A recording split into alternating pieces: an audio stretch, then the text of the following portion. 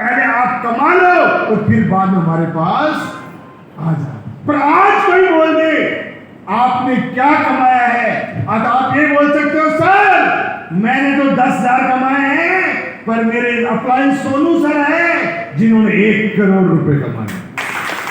मेरे अपलाइन दर्शन सर है जिन्होंने 70 लाख रुपए कमाए। मेरे अपलाइन राजा सर है जिन्होंने 60 लाख रुपए कमाए। और इनसे ऊपर बैठे हैं ना रितेश सर है जिन्होंने 7 करोड़ कमाए। और उनसे ऊपर बैठे हैं ना दलीप सिंह राठौड़ है जिन्होंने 15 करोड़ रुपए कमाए। वो नहीं बोल सकते मेरा कुछ भी नहीं कि आज हमारे पास में बहुत कुछ है। ऐसे नो दोस्तों, पहले बहुत मुश्किल काम था, आज बहुत आसान काम है। फिर अगली बारी आती है कि सर आपके इतने अच्छे प्रोडक्ट हैं तो रिजल्ट दिखाओ। क्या बोलते थे? रिजल्ट कि कौन लोग ठीक हुए? तो हम बोलते सर अभी तो दिया ही है। क्या बोलते थे? अभी दिया ही है, रिजल्ट आने में 2 से 3 महीने लगते हैं सर। तो लोग बोलते थे रिजल्ट आए तब बताना, तब आया हमारे पास। पर आज कोई बोल दे कि रिजल्ट क्या है। आज कोई आपस में लोग बैठे हुए नहीं, आप जो पहली बार आए होंगे हैं, आपको लग रहा होगा मोटिवेशन चल रहा है यहाँ पे, ये सब ये ड्रामा। नहीं सर, ये ड्रामा नहीं है, ना कोई मोटिवेशन है, ये हकीकत है। हकीकत जानना चाहते हो? जानना चाहते हो एसटीपी कंपनी क्या करती है? जानना चाहते हो ये कंपनी क्या करती है? जानना चाहते हो ये कैसा काम है? दोस्तों ये पैसा, ये गाड़ियां, ये बंगले, ये नौकर, ये चाकर, ये सब सेकेंडरी मैटर है। पहला मैटर हमारा ये होता है बीमारी पे काम करना। किस पे काम करना? बीमारी पे। क्योंकि मेरे दोस्त, मैंने इस जिंदगी बड़ी करीब से देखा है, काफी एक्सपीरियंस रहा है लाइफ का। मैंने एक चीज देखी है, आपने भी देखी होगी, सुनी होगी कि धरती में 2 चीज है, दुआ और बद्दुआ। क्या है?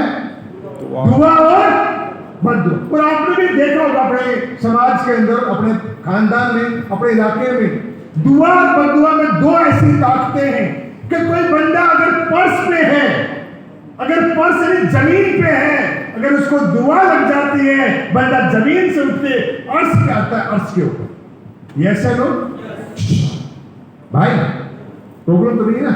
थोड़ी सी ध्यान दो। और कोई किसी बंदे को अगर बद्दुआ लग गई, क्या लग गई? बद्दुआ लग गई, बंदा यहां पे है ना सर, अर्श के ऊपर, पर्स पर, पर्स के ऊपर, जमीन पर। देखा नहीं देखा? लाइव देखा होगा, न्यूज पे देखते होंगे। बड़े बड़े ऐसे लोग इस देश के अंदर थे जिनका नाम का डंका है, एक मोबाइल फोन कॉल के ऊपर पूरा हिंदुस्तान हिल जाता था। प्रधानमंत्री, राष्ट्रपति तक डायरेक्ट उनके वार्तालाप हुआ करते थे। पर कहीं ना कहीं किसी ने किसी की बद्दुआ ली होगी और आज वो इंसान जेलों में चक्कियां पीछ रहे, चक्कियां। ये चलो, ये ताकत किसकी है? किसकी ताकत है?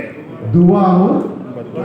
और ऐसे बहुत ऐसे चेहरे हैं जो आज से 20 साल पहले, 25 साल पहले कुछ भी नहीं थे, जिनको गली का एक इंसान तक नहीं जानता था, तो किसी की दुआ ली और आज अर्श पे अर्श, बहुत बड़ी पहचान बन रही है।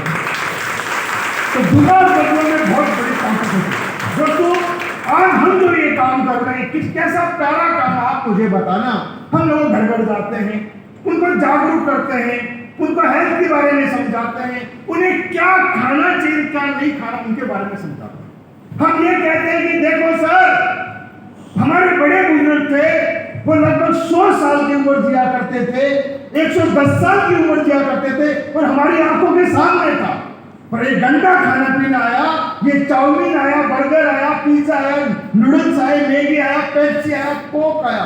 इस गंदे खाने पीने ने आज इंसान की उम्र 100 साल से घटा के और 60 साल पे लेके आ गए। ये ऐसे लोग, अब आप मुझे बताओ ये बात सच है या नहीं है? हमारे अपने, हमारे दादा, परदादा हमारी आंखों के सामने इस धरती से 100 साल के आजू बाजू की उम्र लेकर गए, और इसी हमारी धरती पे हमारी आंखों के सामने हमारे कोई अपने आज 60 साल में जा रहे। ये बात सच है या नहीं? सबसे बड़ी वजह पता है क्या? ये जहरीला खाना पीना। हमारे बुजुर्गों ने, हमारे दादा ने, परदादा ने कभी चाउमीन नहीं खाया सर, कभी बर्गर नहीं खाया, कभी पिज्जा नहीं खाया, कभी पेप्सी नहीं पी, कभी कोक नहीं पी तो 100 साल की उम्र जी, हमने पी तो 60 साल की उम्र जी। अब आप मुझे बताओ, अगर ये गंदा खाना पीना छुड़ाना अगर हम शुरू करें, ये अच्छा काम है या बुरा काम है? अच्छा आप बताओ, अच्छा काम है या बुरा काम है? अच्छा काम। हम लोग ये बोलते हैं भाई ये पेप्सी मत पी, पेप्सी पिएगा, कोक पिएगा, शरीर खोखला होगा और पैसा देगा, हिंदुस्तान से बाहर जाएगा। तुझे पीना ही है, गन्ने का जूस पी, पपीते का जूस पी, कोई भी जूस पी, जूस पिएगा, शरीर मजबूत बनेगा, पैसा देगा, हमारे किसी किसान भाई को जाएगा। जैसे लो, अब आप बताओ ये काम अच्छा है या बुरा है? अच्छा काम है, अच्छा काम हम कर रहे हैं, लोग खाना पीना चेंज करवा रहे हैं, हम पुराने खाने पीने पे लेके आ रहे हैं, हम लोगों बोल रहे हैं भाई ये गैस के ऊपर मत सिट्टी लगवा, गैस पे सिट्टी लगाएगा खुद की सिट्टी निकल जाएगी, वो निकलती है रोज। ये गंदा खाना पीने, क्योंकि वो प्रेशर देके खाना बनता नहीं है, खाने को छड़ाया जाता है, जबरदस्ती पी जाती है। उसी खाने को आप दाल को, चावल को आप पतीली में उबालो तो टाइम लग सकता है, पर सबसे स्वादिष्ट और सबसे बढ़िया खाना बनता है, बस पौष्टिक आहार बनता है। हम लोगों को समझाते हैं जब घर पे बैठते थे, अभी तो टाइम का मैं आपको शॉर्ट में बता रहा हूँ। ऐसे हो, उसके बाद उस परिवार में कोई बोल देता है कि सर हमारे घर में हमारे बड़े पापा है, मम्मी है, दादा है, दादी है, किसी घुटने दर्द कर रहे हैं, किसी को डायबिटीज है, किसी को अस्थमा है, किसी को एलर्जी है, किसी को पाइल्स है, किसी कुछ में बोल देता है, तो हम ये बोलते हैं कि बहन, ये भाई, ये प्रॉब्लम तेरे घर में आ गई, चल कोई बात नहीं, पर हमारी संस्था आयुर्वेदिक प्रोडक्ट बनाती है, एक बार से आयुर्वेदिक प्रोडक्ट यूज करके दे। आयुर्वेदिक यूज करेगा, ये बीमारी भी खत्म हो जाएगी, दूसरा शरीर में नुकसान नहीं होगा। तो हमारा काम होता है दोस्तों इस आयुर्वेद को बढ़ावा देना। किसको बढ़ावा देना? आयुर्वेद। देखो दोस्तों, जैसे भी कोई सर आए थे, वो टोपाल बहुत बड़ी बात बोल के गए थे कि आने वाला युग बहुत बड़ा युग आयुर्वेद का। शायद आपको भी नहीं मालूम, पर मैं आपको बताता हूँ मेरे अपने लाइफ, रियल स्टोरी लाइफ की। मैं इस कंपनी में 2014 नवंबर में आ गया था, 9.5 साल मेरे को भी लगभग हो गए। शुरुआत के दिन मैंने पार्ट टाइम काम किया क्योंकि पैसा चाहिए था, वो शुरुआत में पैसा कंपनी से आता नहीं है, सबको हालत यही होती है। मैंने पार्ट टाइम काम किया कुछ दिन, बाद में फुल टाइम आ गया था एक साल के बाद में लगभग।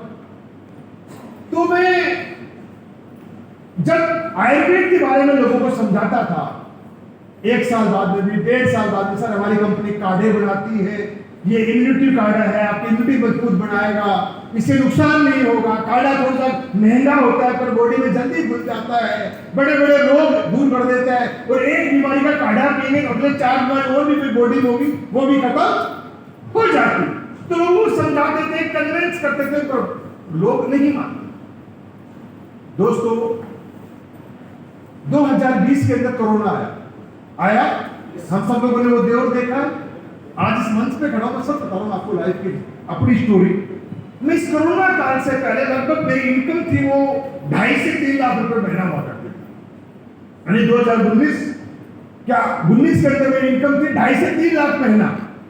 अब आपने एक चीज नोटिस करी होगी, कोरोना जब काल आया पूरा हिंदुस्तान लॉकडाउन हुआ था, लॉक हो गया था। अब हिंदुस्तान जब लॉक हुआ तो लोगों के धंधे भी डाउन हो गए, स्कूलें बंद हो गई, रेस्टोरेंट बंद हो गए, जिम बंद हो गई, जो भी लोग बिजनेसमैन थे उनके धंधे क्या हो गए? बंद हो गए। ऐसे लोग धंधे लोगों के डाउन हुए। और दोस्तों रोजी रोटी पे खड़ा हूं, कोरोना काल में लोगों के धंधे डाउन हो गए, पर यहां धंधा पूरा अप हो गया। वजह क्या है? वजह जानना चाहते हो? लाइव वजह क्या थी? लाइव लोग घरों में कैद थे, घरों में बिल्कुल कैद थे। लोगों के पास एक ही ऑप्शन था, ओनली फॉर टीवी, या तो टीवी या टीवी, दो ही ऑप्शन थे ना। बस परिवार बीवी है, टीवी बस कोई देगा, कोई जाना है नहीं बात। तो लोग बीवी में क्या देखेगा, कितनी देर देखेगा, टीवी देखता था इंसान। अब टीवी के अंदर जैसे न्यूज चलाई, कोरोना काल खबर आ रही, बीच में जो भी कोई बड़ा चेहरा आया, अमिताभ बच्चन आया, मोदी आया, कोई योगी आया, कोई एम्स का डॉक्टर आया, कोई भी नामी गिरामी, कोई टीवी में कोई बात चल रही है, तो हर इंसान ने एक ही वर्ड बोला था, पता है क्या? घर में रहो, सुरक्षित रहो, हर आधे घंटे में साबुन से हाथ धोते रहो। बोला था नहीं बोला था?